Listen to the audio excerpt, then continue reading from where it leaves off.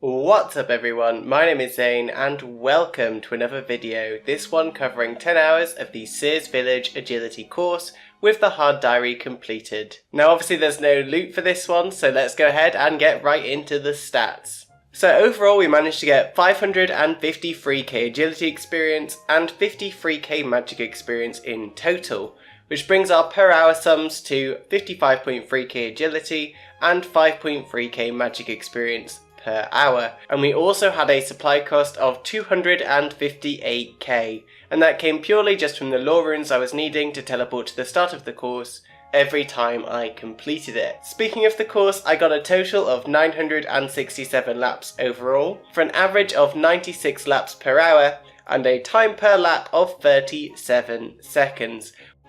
Finally, in terms of marks of grace, I got 165 in total across the 10 hours, which means per hour we got an average of 16.5 marks of grace. Our time per mark was 3 minutes 38 seconds, and it would take an estimated 16 hours roughly in order to get yourself a full graceful set from nothing at this course. When it comes to analysing this method, there is a few things to say. First of all, for the pro side of it, it's incredibly easy to do, it doesn't take lots of focus, and it also doesn't take a lot of clicking to do either.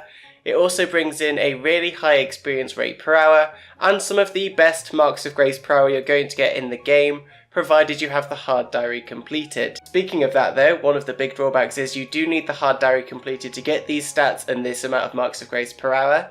Without the hard diary completed, off the top of my head, I remember getting around 40 to 45k experience per hour instead of 55k, which in my opinion is a pretty severe drop. The other thing to say is that with the hard diary completed, it's a very short course, so for those of you who really care about efficiency, it's actually quite difficult to find places to fletch or alch while doing this without adding in an awful lot of clicks per hour and perhaps impacting your agility rates as well. It's not really a concern for me because I'm quite lazy and I don't do things like that, but for those who really do care about things like that, just keep it in mind. A final thing to mention is if you want higher experience rates, you don't care about marks of grace, and you don't have the hard diary done, you may want to consider going to the werewolf agility course instead, as that can bring in very high experience rates per hour with much less requirements. Whilst I've yet to test this myself, I've heard it can bring in experience rates of up to 60k at 55 agility and anywhere up to 70k plus at really high levels, although I do need to test that for myself. With all that said though, that is it for this video. I hope you enjoyed and found it helpful. If there's anything you'd like me to cover for 10 hours, then feel free to drop me a line down below and I will do my best to make it happen. So that's it from me. Hope you're having a nice day and I will see you all next time. Bye guys!